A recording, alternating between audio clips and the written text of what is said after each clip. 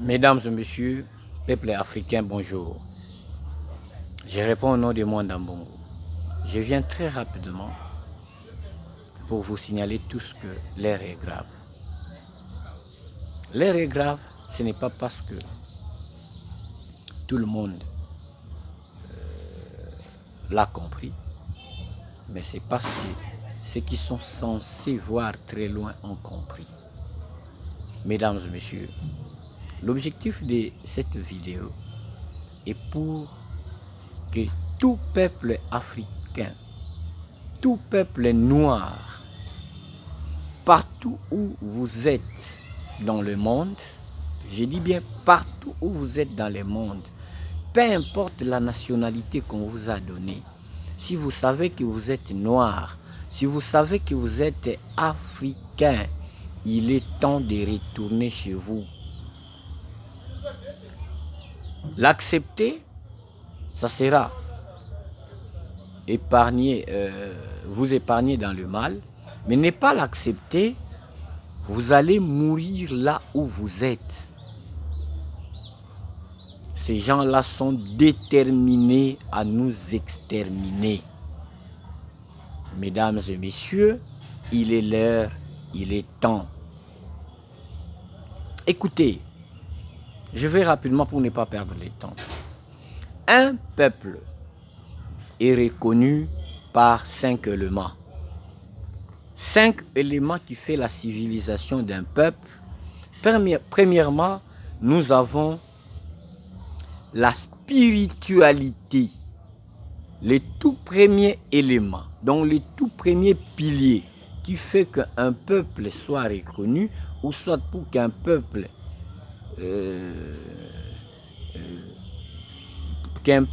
puisse, comment je dirais, aller de l'avant, c'est sa spiritualité. Deuxièmement, c'est l'éducation.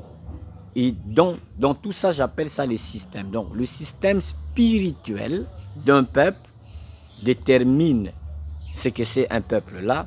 Deuxièmement, c'est le système éducatif. Dans le système éducatif, nous voyons la science, nous voyons l'invention, nous voyons tout ça. C'est dans le système éducatif. Troisièmement, nous avons le système alimentaire. Un peuple doit manger, un peuple doit donc le système alimentaire. Quatrièmement, c'est le système sanitaire. Et enfin, c'est le code vestimentaire.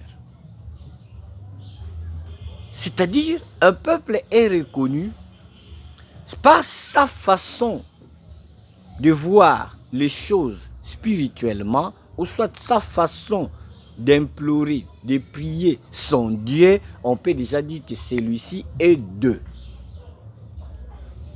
Un peuple est reconnu par sa science, donc son éducation, la façon dont il parle, la façon dont il réfléchit, la façon dont il invente. On peut déjà dire que cette invention, c'est une invention de l'Afrique. C'est une invention Congo. C'est une invention du pays Africa dans la province de Cameroun. C'est une invention du pays Africa dans la province de l'Égypte. Et un peuple est reconnu par sa façon de manger. Ah, il mange les bikedi. C'est le peuple tel. Ah, il mange les pondu ya moussaka. Ah, c'est un peuple tel. Et enfin, un peuple est reconnu par sa façon de s'habiller. Donc, il passe, la façon dont on l'a vu s'habiller, on détermine que celui-ci vient d'eux. Mesdames et messieurs, très chers compatriotes africains, dans ces 5 systèmes, vous vous retrouvez? Soyons sérieux, regardons-nous dans les yeux. Est-ce que vous vous retrouvez? On ne se retrouve pas. Je vais revenir un peu, mais vous avez déjà compris. Mesdames et messieurs, lorsque, je ne sais pas, donc ça me donne de la colère. Être intelligent, ce n'est pas le fait de passer sur le banc de l'école. Je mets quiconque à défi. Être intelligent, ce n'est pas parce que vous avez fait Sorbonne, ce n'est pas parce que vous avez fait Liège, ce n'est pas parce que vous avez fait Louvain, ce n'est pas parce que vous avez fait tel que tel toi. Être intelligent, c'est celui qui est capable de s'adapter dans son environnement. Celui qui est capable de s'adapter dans son environnement, c'est celui-là qui est intelligent. Est-ce que nous, tel que nous sommes en train de nous regarder là, nous sommes adaptés, donc on est capable, ou bien la façon dont nous vivons, on s'est adapté de notre environnement? Non. Et quand on ne sait pas s'adapter dans notre environnement, ça signifie que nous ne sommes pas intelligents. Écoutez, je vais vous dire une chose. Vos dirigeants, lorsqu'ils tombent malades, ils se font soigner où? Un soi-disant président, il est là, il tombe malade, il est dans, entre guillemets, dans son pays, de l'Afrique. Il tombe malade, il va se faire soigner en Suisse, il va se faire soigner en Inde, il va se faire soigner. Ça signifie qu'il n'est pas intelligent. Avez-vous déjà entendu qu'un président américain est allé se faire soigner en Afrique du Sud? Avez-vous déjà entendu un président français est allé se faire soigner au Canada? Soyons sérieux, mesdames et messieurs. Écoutez, je vais avec des exemples terre à terre. Lorsque l'antilope qui vit au Congo-Brazzaville tombe malade, précisément au plateau de 15 ans, les feuilles qui vont le faire soigner proviennent d'où? De la RDC? De la Guinée? De l'Égypte? De la France? Ou de l'Inde? Lorsque l'antilope tombe malade au Congo-Brazzaville,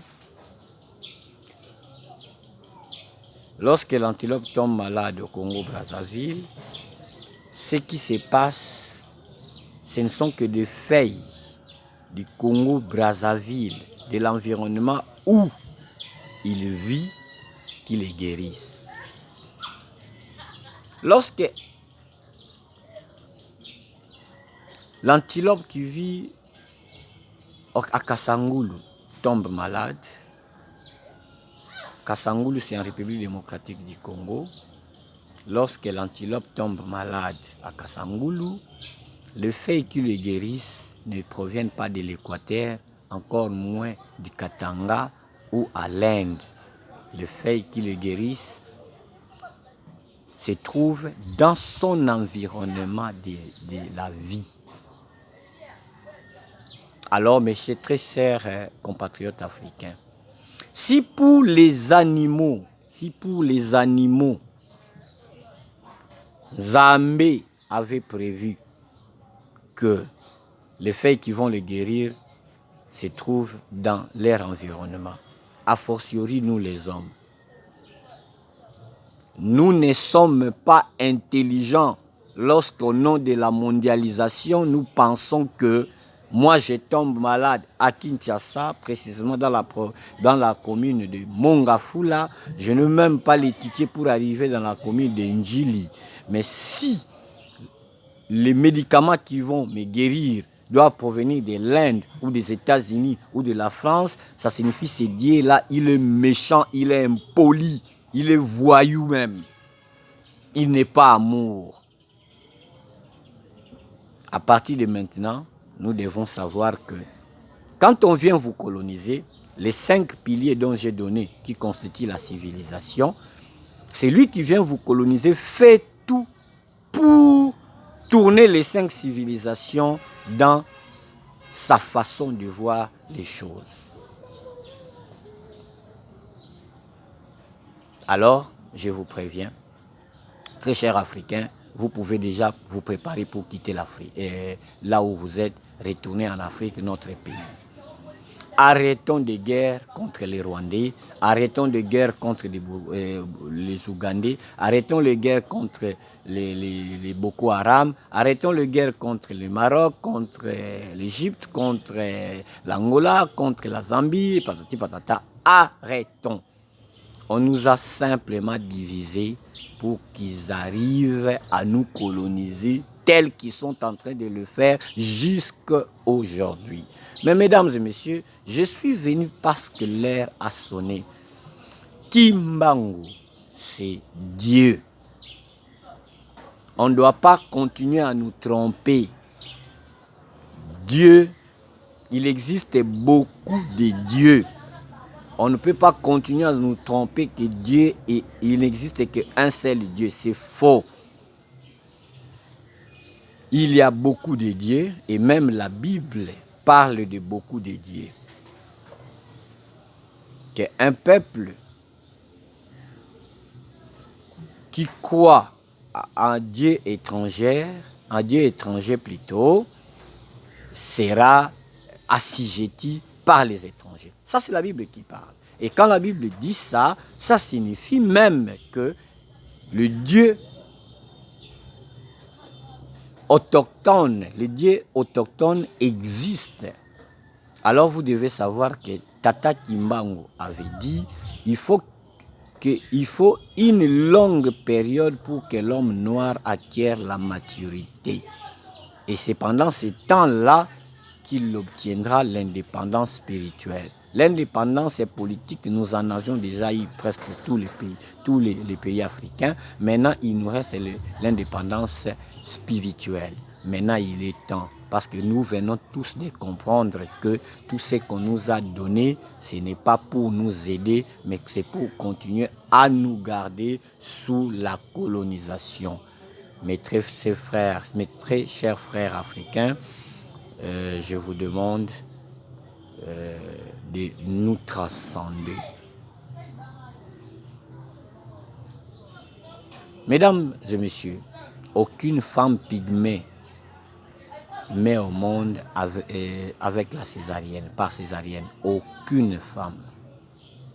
Je dis bien aucune femme. Les pygmées savent que quand l'enfant est ligoté par les cordons ombilicaux, quelle feuille qu'il faut donner pour 2 minutes après, la femme va sortir l'enfant.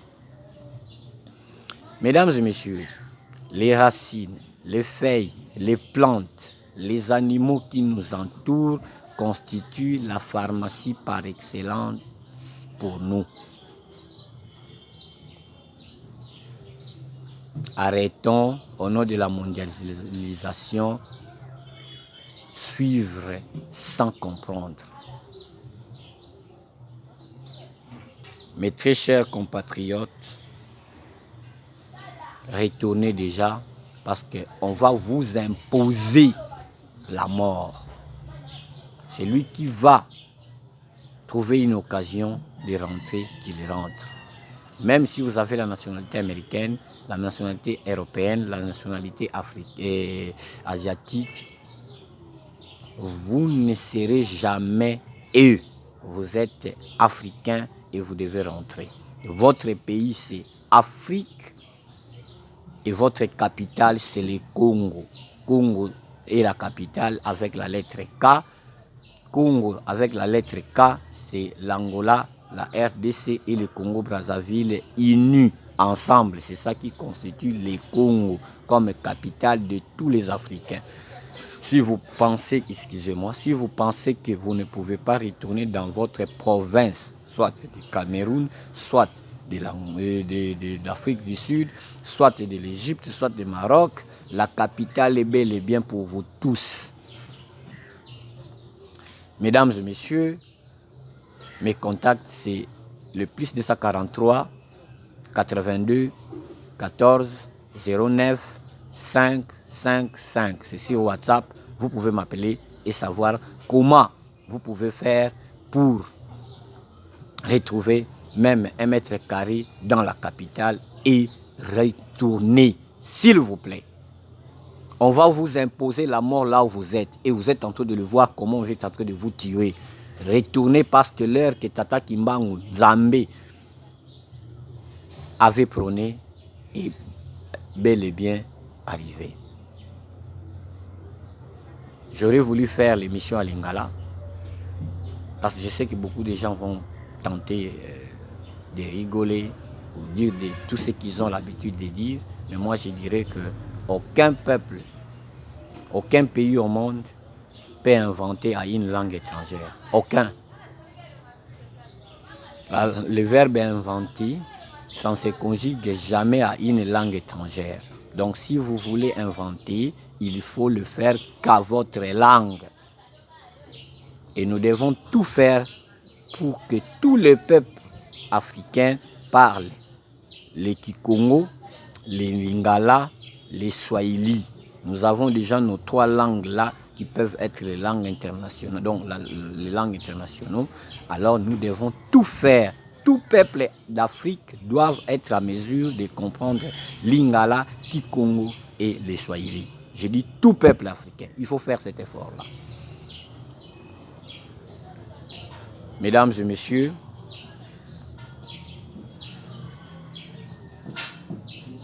nous devons comprendre que si vous continuez à traîner là-bas, ils vont continuer à vous tuer. Et nous ne pouvons plus continuer. Il faut que vous vous mettiez ensemble, boycottez tous ensemble ceux qui vont tenter de vous faire par force. Vous voulez prendre le visa, on va vous imposer les vaccins qui contiennent des puces dedans. Vous voulez acheter telle chose, on va vous imposer. Moi, je pense que vous devez vous regrouper tous ensemble et demander tous ensemble votre retour en Afrique, au lieu de mourir bêtement là-bas. Vous êtes en train de suivre les vidéos que nos compatriotes sont en train de poster et vous êtes en train de comprendre comment on est en train de nous imposer à la mort. Alors moi, je vous dis ceci, les dieux qui nous ont amenés, c'est un faux dieu. Tout Africain, ton dieu s'appelle Kimbangu. Tout Africain, ton dieu s'appelle Kimbangu. Je sais que tu veux murmurer maintenant, là tu commences à bouder. Tu dois savoir que Tata Kimbangu n'est pas ton ami. Il n'est pas ton ami, il n'est pas ton camarade. Déjà au 3e siècle, Maman Mafout a ressuscité les morts en disant Kimbangu Fula Mwana. Déjà au 15e siècle, Maman Kimpavita faisait la même chose en disant Kimbangu Fula Mwana. Et actuellement, nous vivons avec le Kimbangu. Donc, Kimbangu, c'est Dieu en actualité. Dieu parmi les hommes en actualité. Donc, arrêtez de bouder parce que le nom là que toi tu es habitué de citer a échoué. D'ailleurs, on l'a fait entrer dans la maison, on l'a confiné et il n'arrive même pas à sortir. Il est confiné. S'il est réellement Dieu, il devait sortir. Il est confiné. On est en train d'exterminer son peuple africain. Il ne parle pas. Il est confiné. Dieu, c'est Kimbangu. Je sais beaucoup de prophètes prophétisent au nom de Jésus. Je n'ai pas refusé. Moi, j'ai dit que Jésus est Kimbangu, Kimbangu est Jésus, Jésus est Dieu, Kimbangu est Dieu. Ils le sont pourquoi? Ils le sont parce que Jésus, on lui a posé la question par les disciples. Maître, montre-nous les pères. Et il dit, oh, depuis tout ce temps que nous sommes ensemble, vous n'avez jamais vu, vous m'avez jamais connu. Celui qui m'a vu a vu le Père. Virgule. Le Père, moi, Jésus, le Fils, et celui qui viendra, le Saint-Esprit, celui-là qui habitera avec vous, qui mangera avec vous, qui fera plus de miracles que moi, nous sommes tous un. Donc, les pères, donc que vous ne voyez pas, vous n'avez jamais vu, moi, les fils, et celui qui viendra, qui fera plus de miracles que moi, nous trois, nous sommes un. Ça signifie, le père peut être appelé Kimbangu, Le Père peut être appelé Jésus, comme Kimbangu peut être appelé Père, Kimbangu peut être appelé Jésus, comme Jésus peut être appelé Kimbangu et Jésus peut être appelé le Père. Si vous comprenez ces mystères-là, je pense qu'il n'y a pas la division entre nous, mesdames et messieurs. Je vous aime beaucoup et je vous remercie. Merci.